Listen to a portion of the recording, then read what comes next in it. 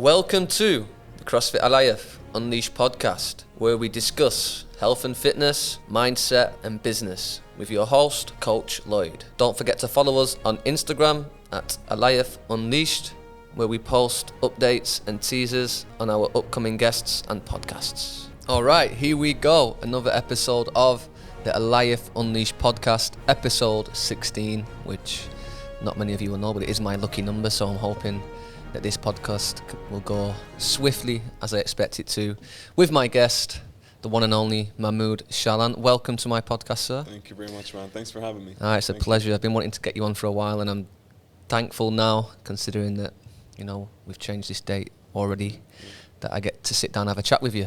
Yeah, man, good to be here. We're just going to start off with what I do with most of my guests, mate, is just a little bit about yourself, a little bit about, your upbringing, and we'll go from there and take conversation that way. Yeah, sure. Well, I am the youngest of three boys. I was born and raised in Dubai. I'd say my sporting career started back home, to be honest, at a young age. My father had us always, me and my brothers, doing all sorts of sports, and everything was at home.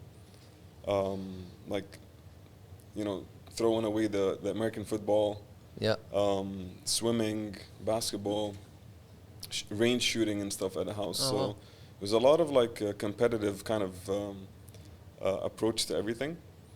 And I'm actually really lucky to kind of start at a young age like that with my brothers. What was the age you started at then? What's the first sort of memory you have of doing some sort of sport or fitness, and what age was that? I started, man, I think I was 13 when I enrolled to Adil Ali club for basketball. So me and my brother used to be huge basketball fanatics growing up. My brother Ibrahim, the eldest. And we used to always pick up, backyard, pick up basketball and stuff.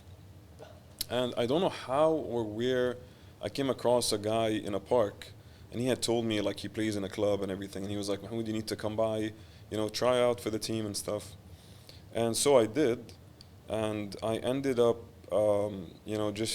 being pulled or dragged into it with practices and games and everything.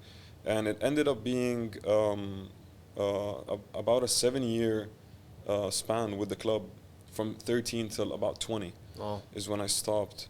So I think it was a good learning curve for me to get to be competitive in a organized setting. With practices and games, and camps. We used to travel for camps as well at a very young age. So it was really cool to start off with the club, to be honest. And also teamwork. It taught me a lot of teamwork, to be frank. Something that I kind of lacked in growing up, because I had a very serious approach with training, and I honestly don't know how or where I adopted it from.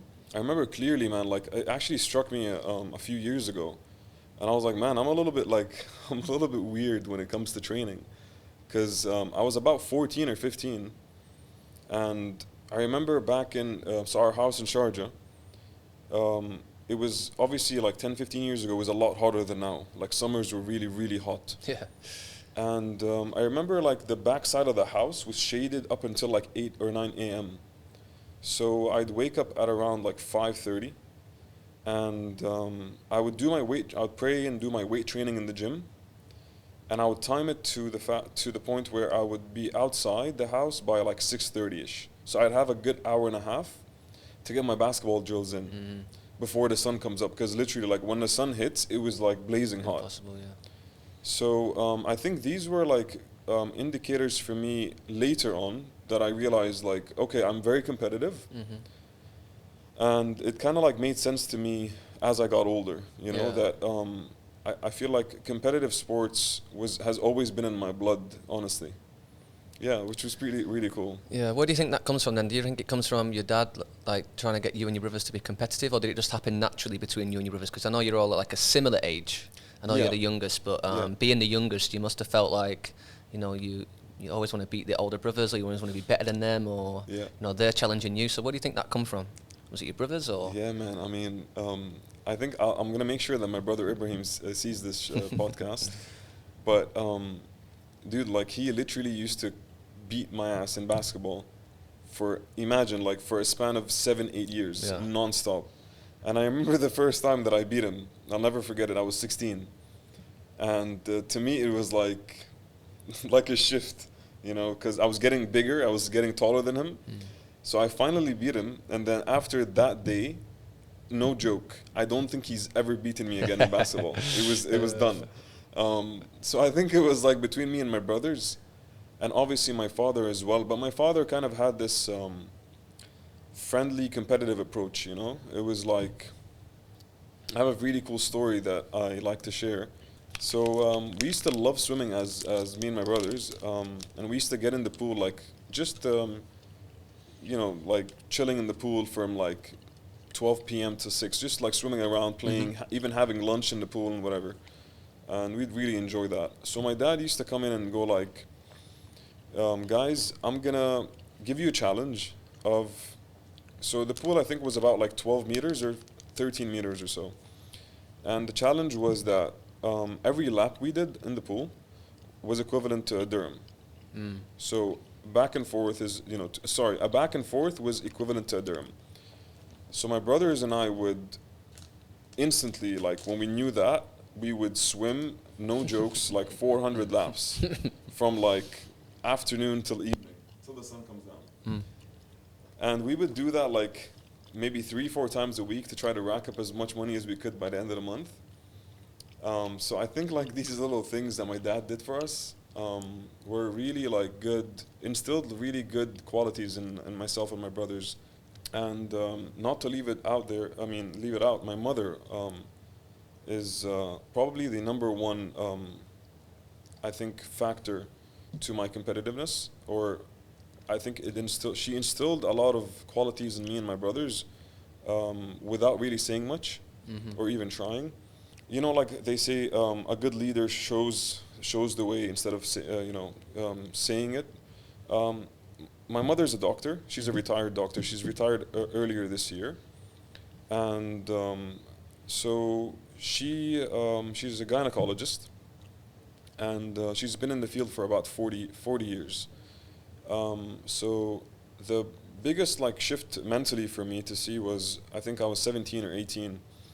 Obviously, she's always been busy, so I know that she works a lot. But the biggest shift for me mentally was when she had a lot of cases, I remember, and she'd go to work, you know, the usual, and then she'd have these like special cases where she'd get the alarm or whatever, the bleep, these pagers, and she'd have these calls in the middle of the night, like at 3 or 4. And no joke, like I clearly remember how she'd get those like calls where she had to go to the hospital at like 2 a.m. and she had came back home at like 8, let's say. No joke, man. She'd go to work and I'd hear her car start in the middle of the night. And then she'd come back home at like 5 or 6 and go back to work at 7 or 8 and come back, and like, you know, the whole routine would go on. So, and I remember like I used to train at the time and everything, and a lot of the days when I was like tired, the number one motivator for me was to check if her car was there or not, which is really weird. I mean, but I kind of used that as like a way or a tool for me to get motivated when I was like tired or not in the mood, you know.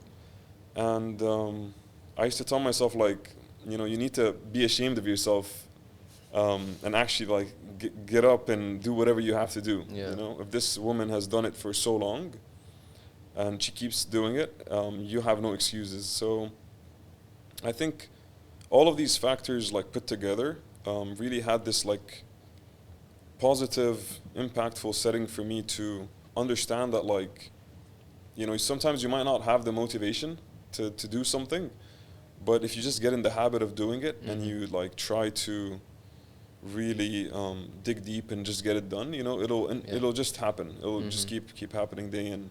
So yeah, I think if I was to think about what you just told me, it's a pretty smart family, I think, with regards to you thinking the way you did, seeing your mum working so hard, because I think some people could look at that and be like, you know, you're the victim, like your mum's not at home, you know, not spending time with you, she's spending too much time at work.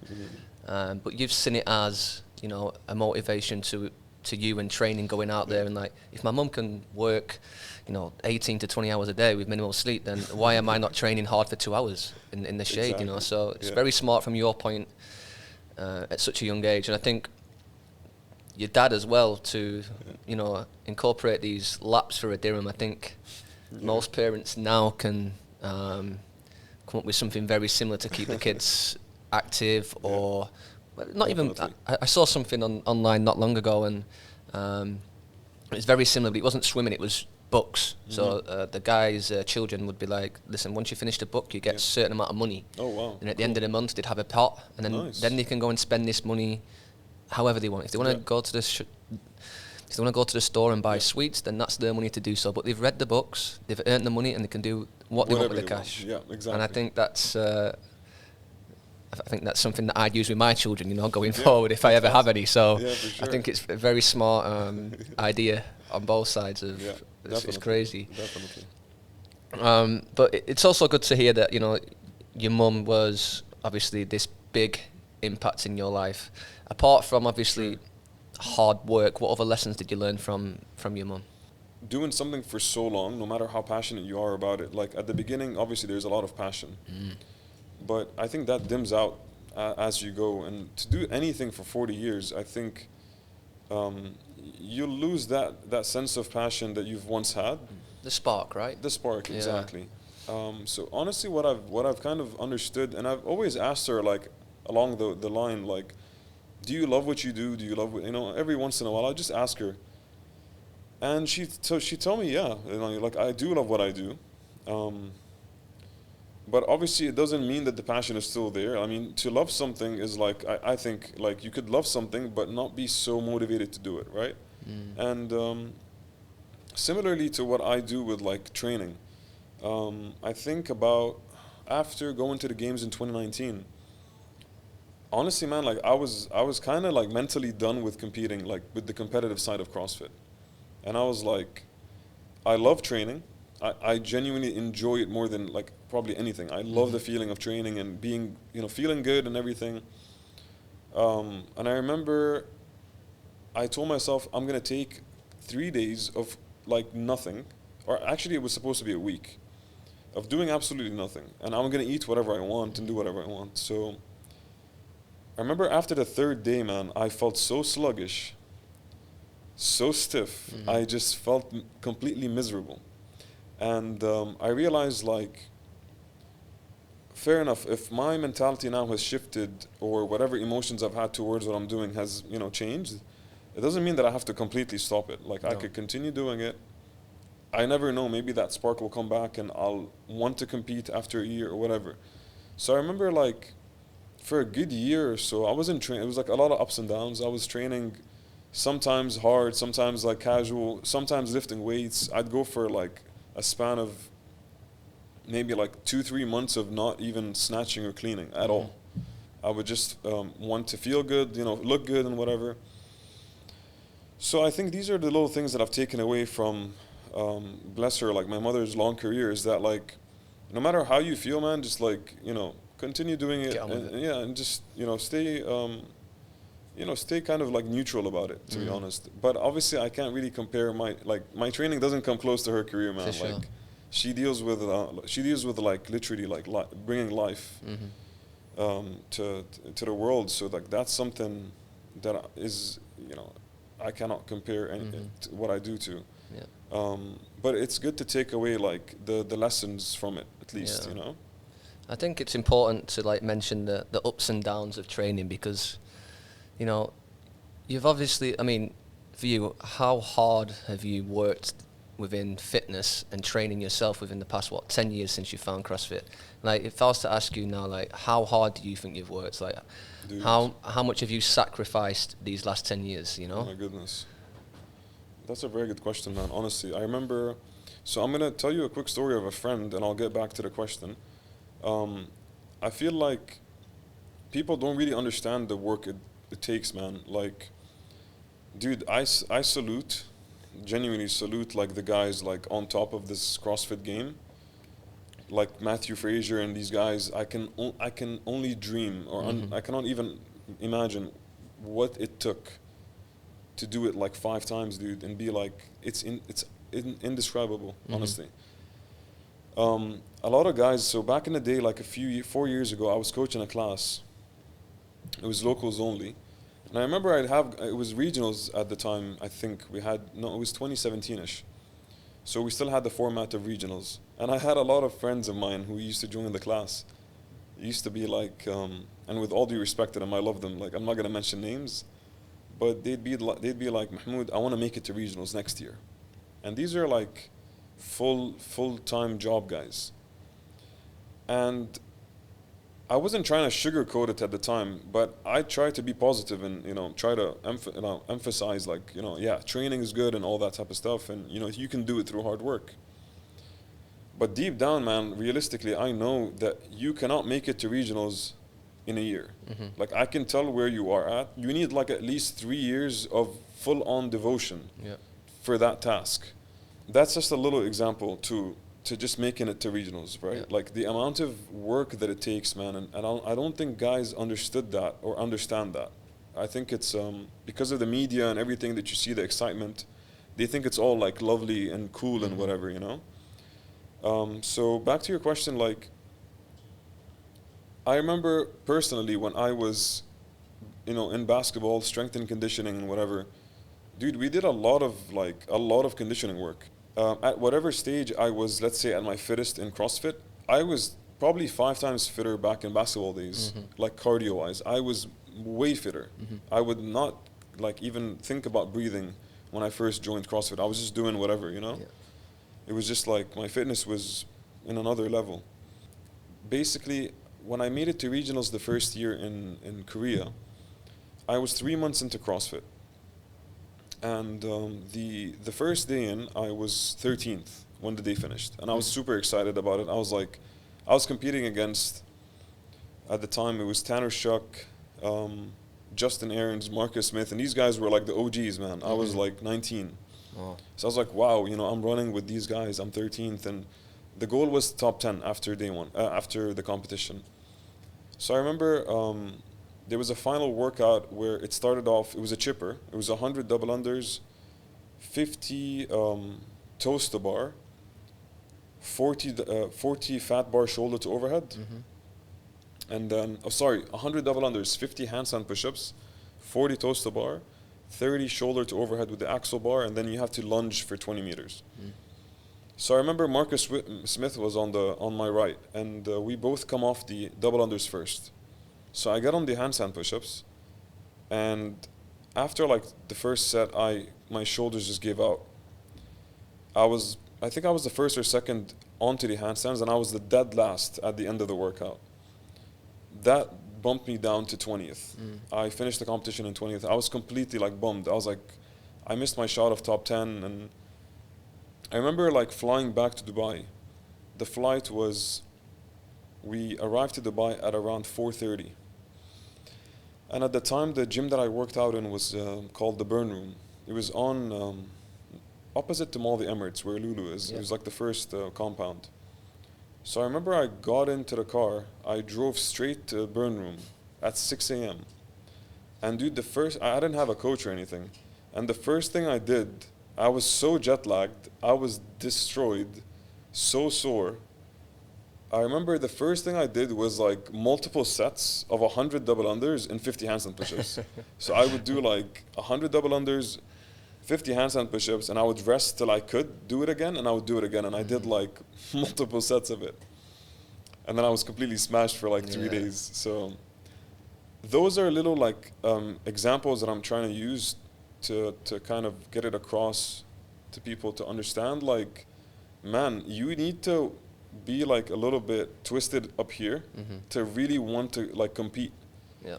And I mean it in like a positive, like when I say twisted, it's not like in a negative way. Like, you need to be obsessed with whatever it is that you need to do to be in the competitive aspect. Like, otherwise, I'm sorry, but like, you don't stand a chance.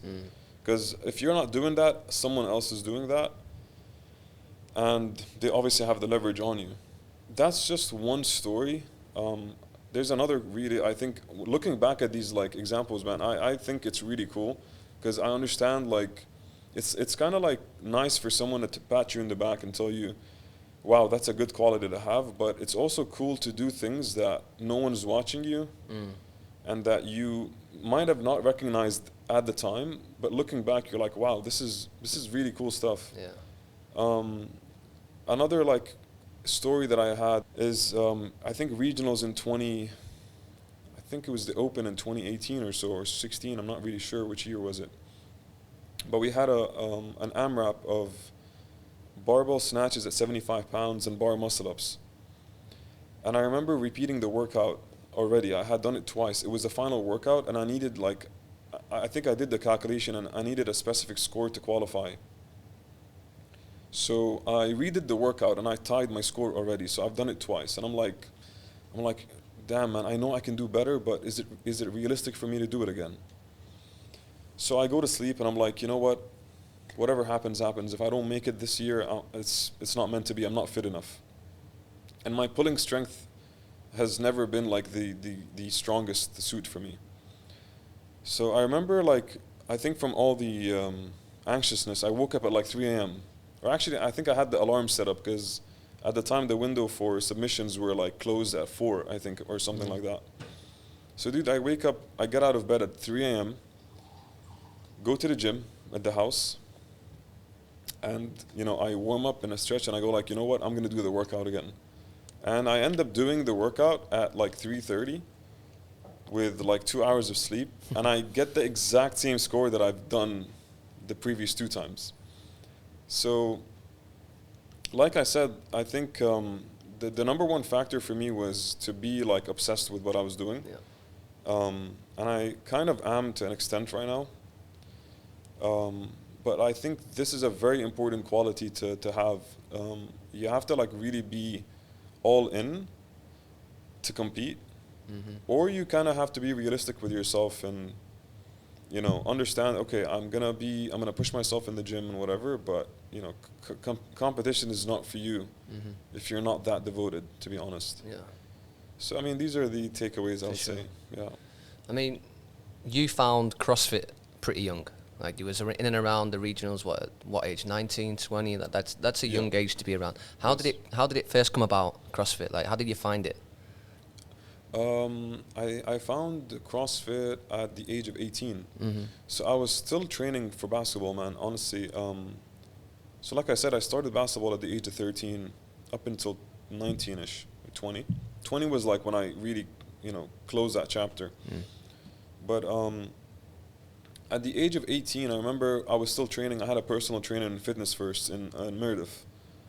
And I'll never forget the first time I saw Saoud al-Shamsi. He walks into the gym, and my coach at the time knew Saoud. He'd be like, you know, this guy's a CrossFitter, man. He came from the States. And my coach was like showing me videos of CrossFit, like the kipping pull-ups and whatever. Yeah. And I remember like completely laughing at it. And I just hated it. I was like, man, this looks like a joke. Like, what is this rubbish, you know, doing these weird pull-ups and whatever. And I remember looking at Saoud, and he was doing double unders. And that was the first time I've ever seen anyone do that. And I honestly thought it looked really cool. And my coach was like always boasting about this guy. He was like, man, he's so fit and whatever. So funny enough, like a few months later, a friend of mine, Mohammed, opened a gym called The Burn Room. It was I think the first CrossFit gym in the country. Or the second, I'm not sure. So I decided to visit, and the purpose of the training was just to supplement basketball. It was not for me to compete or anything. So I was doing like a class a week with my you know, teammates from the team. And I think from that point on, when I figured out that sadly there's not really that big of a future in basketball, because I aspired to play at least collegiate basketball in the States at the time. And when I lost that window and I realized it's very complicated, I need to find a university, I need to, you know, it's a lot more complicated than I thought. I had to, you know, I was lucky enough and blessed that His Highness Sheikh Majid at the time was starting these like big initiatives with fitness. I think it was about 2012, and crazy enough, this was the second edition of the DFC. The team, so I had been, I think, traded or moved from Al Ahli to Al Nasr club. So I remember the assistant coach at the time was like calling me because we had a training camp. I think it was Romania or Serbia with the club, and this is the first team. So with the first team, when you sign the contract, you're tied up with them. You know, you have to attend practices and whatever and whatever. And I remember it was a decision that I had to make. If I get on the plane and I travel, I knew that the competition was happening in 2 months' time or whatever. I was like, if I get on the plane, I'm not gonna test this or whatever, you know, this aspect of fitness or whatever it is. I would have, it was an unknown still. Mm-hmm. So I remember like, I was like, you know what, I'm gonna flip the page, close this chapter, and I'm gonna test this and give it a shot and see what it's about and see where it goes. Honestly, it was for me to be like 18 or 19. It was much harder than I thought, Yeah. because similarly to what I am, like where I am now with CrossFit or fitness, I was probably that in times 10 with basketball. For, you know, because growing up, you develop like this attachment. You know, I was like 13 to up until that whatever. So I remember from that point on, I slowly gave up basketball mentally. I let go. I committed completely to just training, CrossFit and or fitness and whatever. And lucky for me, man, I'm really blessed that I kind of, when I decided on that, it was the perfect timing because we had the setup for it. We had the competitions. I think, man, I'm one of the few, and I'm so blessed that a lot of people have experiences, and His Highness is like, honestly, like a blessing. And not to sugarcoat it, like I literally mean it, because you know the attention that he would give us individually, the care, the support, everything, man. It was like, it was a brainer for me to pursue this in full, you know, head on. Until this day, I think it's not really that common for someone like His Highness Sheikh Majid to like call me and legit ask me like, what do you like, straight up, what do you need? You know, like when someone does that, man, like you know, it's like it kind of gives you that motive to realize that someone actually cares.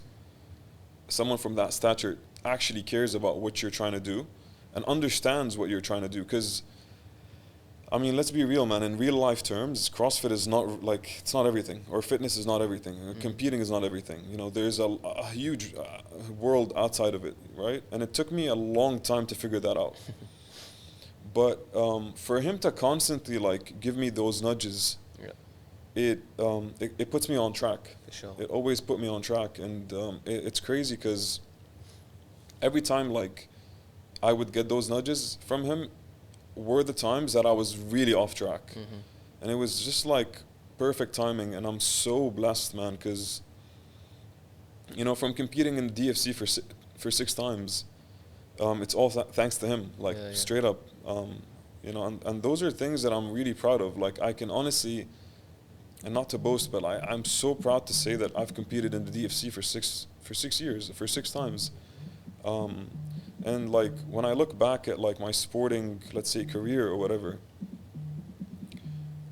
man, straight up, everything that I've done is just obviously thanks to God, but it's thanks to this man. Like I straight up, I have to say it, and I hope somehow he sees this. Yeah. The support he's given me is, I'll take it later. The support he's given me, man, is indescribable, and I don't want to jinx it, but the ideal way for me to quit competing is for me to like end it on a high note. Yeah. And you know, I'm sure he already knows it, but like that would honestly, I would be doing that for him straight up, because because of everything he's done for me. Yeah. For people that don't know, when you was making that decision between, you know, the basketball, the US, and this thing that was going on, what did this thing turn out to be like? What was it? In regards to like the fitness role? Yeah. Like, how did it start? Like, it was obviously the weekend stuff, then it was the DFC. Yes, so just yes. give people a bit of a background and what happened from you making that conscious decision of letting go of basketball and pursuing this CrossFit career, if you will. It started off, man, 2012-ish, end of 2012, when me and Saud and Ali bin Zayed, we qualified as the first locals to go to the Asian regionals in Korea. So at the time, I remember we qualified, and I had never had the opportunity to meet His Highness yet. So he invites us to his palace. And we went over, and it was very humbling. We met him, and the gestures and the encouraging words he gave us. He'd call us, man, like after each event, like, how'd you do? What happened here? And what, you know, like detailed questions, and you could really sense that care. And from there, man, when we came back, His Highness announced the weekly competitions for EFC for locals. Mm-hmm. At the beginning, it was only for locals, but it happened every week. Yeah. And there were gigantic incentives in there, man. Like, I mean, man, I don't think this happens anywhere else in the world. It doesn't happen anywhere else in the world. You were having like top 10. I think it was, I remember it started off with like the top 10 winners each got 10,000 dirhams, I believe. And the amount of, you know, enthusiasm that people came in with, like, you had every, like, all the local community in there competing and supporting each other, and it was really cool. And after that was they introduced DFC weekly, so then you had the big boys coming in and the athletes coming in and competing, and I think the balance of it was really good for me because after 2013 winning the EFC, I did not compete in the EFC again for personal reasons, and for me to be able to like shift my focus onto competing in the DFC was, I think, very beneficial for me. It was obviously a huge upgrade and the let's say the quality of training had to change, my lifestyle had to change, I had to be 10 times more devoted, professional about everything that I was doing, and I think it was a great experience. I mean, His Highness did a very good job, man. I remember even the quality of the workouts, where he gradually, like, you know, bumped it up. He didn't just like dump, you know, that like CrossFit level, CrossFit Games level kind of workouts on us. It was very gradual, and this is the amazing part to what I was saying. Man, he literally understood the level of where the community was at. Yeah. And he understood like how to gradually take it up. Yeah. Which is, man, it's very unique. Yeah. I think it's very, again, a very, very smart sort of initiative that you come up with, starting with the weekly EFC stuff just for locals. And I think, you know, CrossFit back then was still pretty new to most people. It's not as known as it is now. Like, it's probably a sport that not a lot of people really heard of, but thankfully His Highness had heard of it. Yeah. He's sort of known that in this big city of Dubai there's a few talents who are local, who are going to the regional, and he's seen this, he's appreciated it, and he's give you his backing and his blessing, and he's done all he can for you to try and, you know, make you believe that you can go far in the sport. And it's worked. It's basically, for what we have now, which is the big DFC competition, it's all come from him, recognising, starting from just you local guys to the EFC to then the DFC, which is inviting any nationality into the game, and then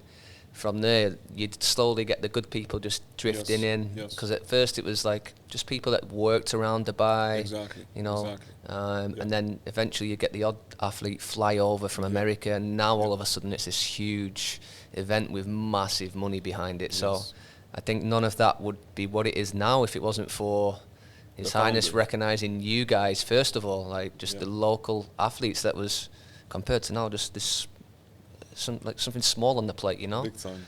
So it's crazy how it's just blown up. Man. It really is. We're very, very blessed, man. And I mean, I can't like not mention this, man. His Highness Sheikh Hamdan is just obviously again another great and amazing individual that has supported like the fitness scene, not just in like fitness, but in various fields, man. In every single field. Yeah. He was the reason why we were able to go as a team with when we competed at the games. Me, myself, Badr, Al-Nouri, Shahad, and Kat. He supported us to go there and compete. Very encouraging. He understood that we obviously cannot win the games that year, and he told us like just go there and learn and experience it, see what it's about. And you know, obviously you're gonna come back better athletes from this experience. And you know, to put it out in perspective, man, like to have like firsthand, you know, individuals like this. I mean, let's be frank, man. Like this is probably the least important thing for him to do. He has much more important things to do. Oh yeah. And we understand that. And for him to like, you know, support us, it just shows you, man, where our, you know, leaders are and the mentality that, you know, people have here.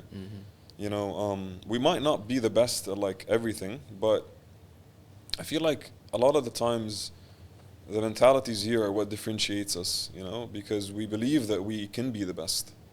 So these are the attributes that we try to hold on to. Sure. And we've been obviously blessed to have role models that have that approach for us to kind of take that same road to within whatever we do, you know. So it's great. When it came down to, you know, you head on training for CrossFit and being super motivated and making all these sacrifices and training really hard, and what were your, you know, your goals back then? What was your top goal? Was it to be the best, like as you just said, like, you know, over here it is mentality of being the best. Was that ever one of your goals, was to be the best, win the CrossFit Games, or was there more realistic goals that you knew that you needed to have because you couldn't quite win the CrossFit Games? And how important is it to have like goals and realistic goals? Yeah, man, it's very important. I remember in the burn room, man, we had a few coaches there, Coach Kim and Craig Harriman, and I remember Coach Kim once like randomly told me, and it didn't even cross my mind. It was just my first year training, and I obviously at the time, you know, like who the top OG was, like Rich Froning, and we all like, you know, he was like the epitome, like everyone would look up to him, and I would just train and I loved it, and I was really fit at the time, but my weightlifting was never like, my technique was never there, and he would. He once, like, we were the only ones in the gym. I was like training. I remember I was doing like a very tough workout, and he was like, you know, I think you can beat Rich Froning. And I'm like thinking to myself, it didn't like actually sink in. And later on I was like, man, he wasn't serious when he said that, you know? But it gave me that like thought that, you know, it's cool to think like that, you know? It's at least the thought is there, you know? It resonated with my head for a second. But realistically, I mean, come on, I'm far from that. But I remember at the time, the realistic goals that I had in my head were that I wanted to be the fittest local. I actually said that to myself. I remember saying, the plan was that I wanted to, and this was all, my mother used to always emphasize manifestation, man. She was like, and I used to be like, man, what is this crazy stuff? You know, I don't believe in this. Love it. But she used to always tell me, Mahmood, manifestation and stuff. And she used to give me these like books, and I'd never read them. Well, if you had, you could have won the CrossFit Games, man. I don't know, man. Let's see. But yeah, it started off as wanting to be the fittest local, and then I was like, I want to be the fittest Arab, and then I wanted to compete internationally, and you know, make a mark and actually compete, man. And you know, I think the best year for me was when we had Rasmus Anderson, who's a Danish athlete. Rasmus, I think he won the team category with Invictus, I think in 2017 or 16 or 15, sorry. And he placed 8th as an individual in his last appearance. I remember when he came across to Dubai and he lived here for a couple of years, we used to be training partners. And I used to always get encouraging like words from different coaches that I met. They used to be like, Mahmood, you know, you can do it. You can really do well, but you need to fix this, your mentality. I don't disagree with that because I'm very, very hard on myself. Like, and I think sometimes like I overdo it mentally that it really like stresses me out, and it starts to like pull down on me. But yeah, I think to get back to your question, it was basically the time when he came in. I remember we used to train and he was very positive. I remember he would not like.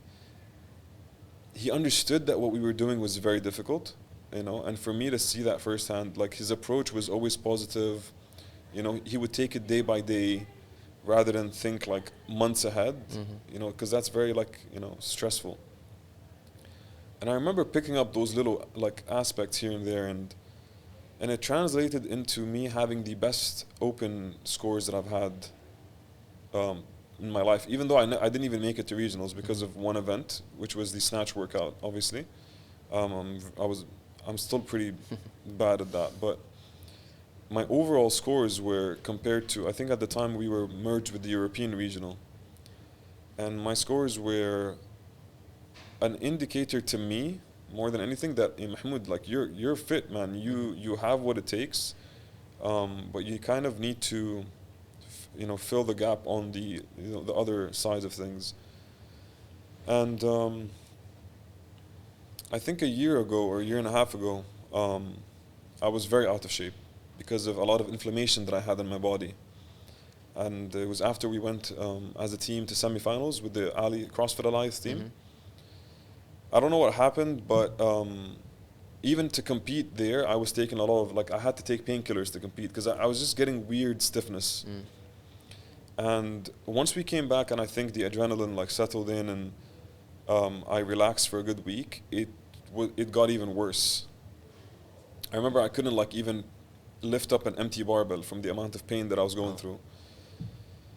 So I remember it was like a point for me to kind of figure out whether I wanted to still compete or I, want to close this chapter again. Because realistically, there's a lifespan to everything that we do. We can't just do something, forever. At least from the competitive side of things. And I was patient with like the recovery aspect, and I was, much more aware. I'm obviously 30 now, and I was 29. I mean, this was a year ago. So I was like much more aware to my body and what I need to actually do for recovery. And once I was starting to feel better, I was like, I was very highly motivated to train again and to see if I can compete, because I know mentally I can. I have the capacity, but I need a lot of different aspects around me to help me compete at the right way that I know I can. And I honestly still believe that I haven't reached my full potential, like that I at least imagine I can get to, because I feel like if I can put my weightlifting to where my fitness has reached, I think I can be a pretty good athlete. Honestly, I still believe that.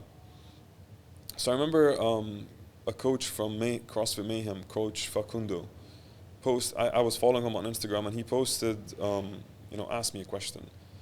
And it was just a very random thought. I was like, you know what, I'm going to ask him if he can coach me.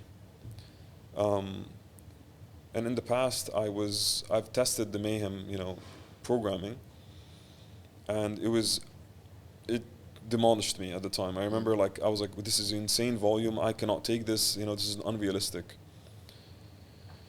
So I was like, I messaged him.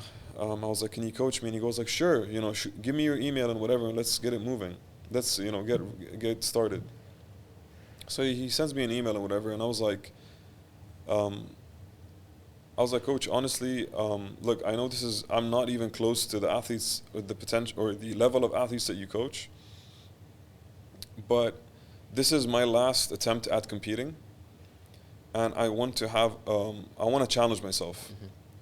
It's either I go all in, or I just like bounce around and do this program or do what, I need to like smash myself basically. Yeah. So I've been working with him now for about a year and 4 months, and I feel like I'm gradually getting back to form. Obviously, I need a little bit more time. I'm understanding my body more now, and I'm not feeling like, that point where you don't have to think before you do something. I'm still like a little bit hesitant because my body's a little bit older. Yeah. So I think like, in regards to the question you asked me, so I'm not completely like out of it yet. Mentally, I know that I wanted to be the fittest local, and I wanted to compete internationally. But the ultimate goal for me, man, is to just fulfill my potential that I honestly, like I've always known I had. Yeah. It might be, too late, maybe. Maybe I'm too old, maybe, this is my ceiling. But I know for a fact that like whatever showing that inshallah I will have in a competition setting as an individual, I'm hoping that will be the best showing, and then I can just close the book on this, End on a high note. End on a high note. Is there something in your diary that could be that date, set competition, or does your coach give you like, this is the one, like this is where you're going to be able to perform at your best, and this is the competition that you're going to go out of a bang on? Well, bro, I mean, have you seen the Spanish athlete that won DFC last year? Yeah. Have you seen how emotional he was? Yeah. Dude, like when I saw that moment, I was like, man, I genuinely, if that happens ever, if that, I don't know how, because like realistically, man, I've done the DFC multiple times and I understand the reality of it. But if I could dream, if I could just imagine, that would be the perfect setting. Yeah. Like. Yeah, I mean, it's your hometown, Dude. right? It's like Dubai, you're the local. If that happens, I would just go up to Burj Khalifa and just jump off. I'll be fine with a parachute. I wouldn't say that because we're recording and it might actually happen. So no, inshallah. DFC soon, no? I think some invites have gone out, have they? Yeah, I haven't received an invite. I'm not sure about that, but if I don't get an invite this year, I'll be doing inshallah the GFC. There's a golf version of it, but it's a team, I think, aspect. Is this a new thing? It's a new thing. It's the first edition of it, so it's a good, I think, indicator for me to compete, put myself out there, see how that goes, and then you never know. If I feel good for the Open, I might do that. I could always sit here and be like, man, I'm gonna do this and that and whatever, and then things just don't play out. So I'm honestly just taking it day by day, and listening to my body, And at the end of the day, man, like I'm already blessed enough to be able to have put my body through everything that I've done. Because a lot of my family members, even friends, ask me like, Mahmood, why do you do this? Even my mother goes like, man, it looks like it hurts. And like it does. It does. Yeah. And realistically, man, like, I understand that like I'm not gonna do this forever, and I'm honestly happy with what I've done, even though it doesn't mean like I haven't won a DFC or I haven't won the CrossFit Games. But when I'm 50, I'm gonna look back and be like, I've done my best. This is really what matters. I've done my best, and I'll live with that. This is the only reason why I'm stretching it now, because I'm not going to be 30 for the rest of my life. While I can push my body to the limit, safely, I will do it. But then obviously there comes a point where you have to be smart. Yeah. It might not be worth it, so yeah. I guess, if you keep doing what you're doing and stay in good health and, listen to your body, then I guess if the right competition does come up or you get an invite to the DFC, then, you can actually end end it with a bang, because that's a good way to go, right? It's not like you don't want to just sort of quiver away now and be like, right, that's it. You do want to sort of prove yourself just one more time, show yourself, you know, the people behind you, you know, His Highness, for example. Like, you need to show these people that, you know, let's end it with a bang, and that'd be a good way to, you know, to sort of retire from your CrossFit career, if you will.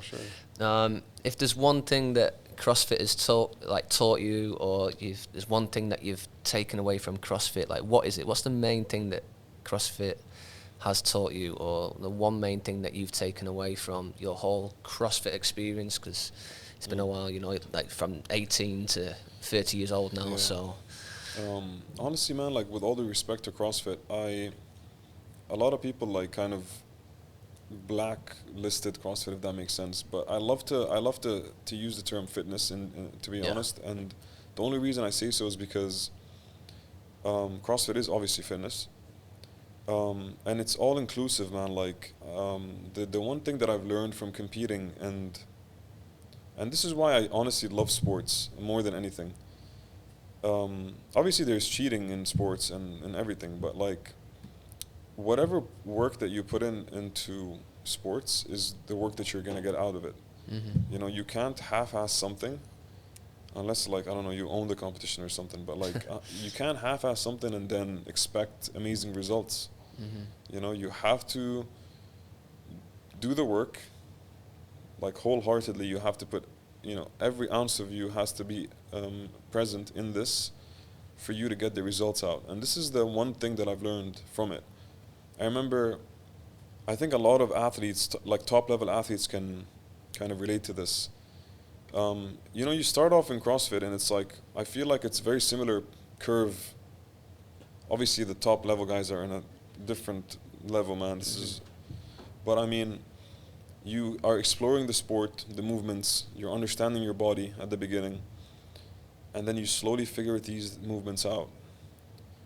And then you unlock this, like, other level where, like, you start doing them a little bit better and smoother, and then you unlock maybe another technique of breathing, and then you slowly, like, unlock a lot of factors, and the only way to do that is to go through it. And these are the things that I've learned. And even mentally, like, at the beginning, I remember a few years in, I'd be like, man, how does this guy, like, get fitter and, like, lift heavier, or how is he doing this and that? And I'm like, he must be doing something I'm not doing, or whatever. And I used to always think that it was out of reach, until I kept pushing.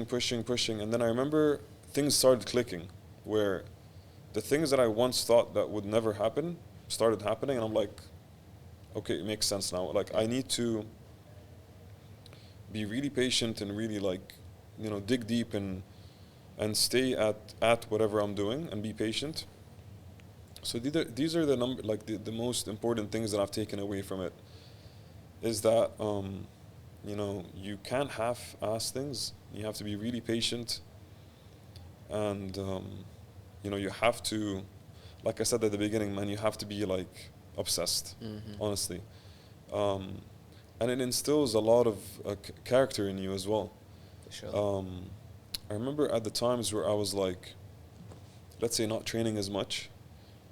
It might just be in my head, but I've realized that when I train hard, I'm a much better person. Like, I'm more confident. I get on with my things better. Like, I don't procrastinate as much. Like, I understand, like, that's a task. Let's say I have to go to do something, a meeting or whatever it is. I started understanding that these are just tasks, and it just teaches you that, like, it builds your character. I think, unlike, you know, I mean, probably better than many things out there, you know. I think the other aspect of fitness that I cannot leave it out there is the Gov Games training that we did, and this is really cool. I have to mention this. You know, training with His Highness Sheikh Hamdan, Crown Prince of Dubai, man. Like, stature is, you know, you can't compete with that. Dude, we had a training session, not a lot of people, probably I've never said this out loud, and I don't think many people know this, but I swear, I swear that this was probably, fitness-wise, we were I think probably one of the most hard-working groups, and I'm gonna say it, in the world. I mean it, like I genuinely mean it. Leave out the weight training, but I'm talking fitness. We had a running session in the middle of the desert, so we do like these running workouts out in the field, in the horse track and camel track, in the middle of the desert. And we'd probably never do a run without the vest. So that was there. Like, aside from the other equipment that we had, the vests were always there. And I remember once and His Highness is with us through this, we were running in the desert, and we had to carry, and then the car comes in and drops us these sandbags, these like weighted bags, like 20, 30 kilos. And we were asked to pick one up each. And we were running on the track, and the sand was really soft. And our coach, Matteo, at the time told us one of the drills was that we had to crawl on the sand with the vests. And no joke, the weather was probably 45 degrees, scorching hot afternoon, and His Highness was with us doing it on the floor. Dude, like, these are things that I understand that I've put myself through, and to understand that you had a man like His Highness with us doing this, where in reality he could be doing anything in the world right now, but he's crawling on the floor with us. You know, these are experiences that stick with me and make me realize a lot of times I was in the gym at home training, and I'd be like, man, I really don't feel like doing this. And I would remember this story, this instance, and I'd be like, you know, like, going through these things, it builds your character up, and you start to eliminate excuses, man. Like, you're like, if I can do these things, realistically, you can do anything, man, you know. So very, very positive attributes that you can pick up from training, man. And I'm very blessed, honestly, very, very blessed to have gone through all of these experiences. I think that comes back to what you were saying earlier about, you know, your mum being a leader. You know, like, it's the same as His Highness there, like getting into the whole training with you and showing that if he can do it, then you guys can definitely do it. Definitely. To wrap up, mate, like, what's the future plan for you, whether it's, you know, as a person or as an athlete, or like, what do you see coming up in the future? What are your goals and aspirations for Mahmood Shalan in a few years' time? Yeah, man, I mean, I wish I could, you know, I don't really have a fixed plan. I'm working on a few things. But I think, man, honestly, like, the number one thing for me is to fulfill, you know, like I said, my potential. This is the number one thing. Whatever it is that I do, whatever field that I want to try to venture into, just do it wholeheartedly and, like, fulfill my potential, and, you know, I'll be happy with the results, because I just don't want to. The number one thing that's in my head right now about the future is I don't want to have, like, regrets. You know, this is the number one thing that I kind of try to live with is,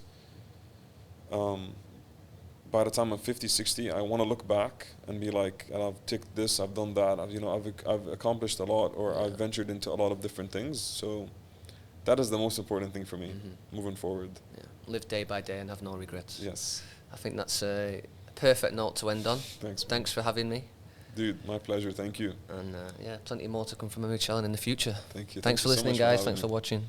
A big thank you to our main podcast sponsor, Practical, for supplying guests with some tasty snacks, and you guys for watching on our YouTube channel. Please subscribe and let us know what you think by dropping a message in the comment section below.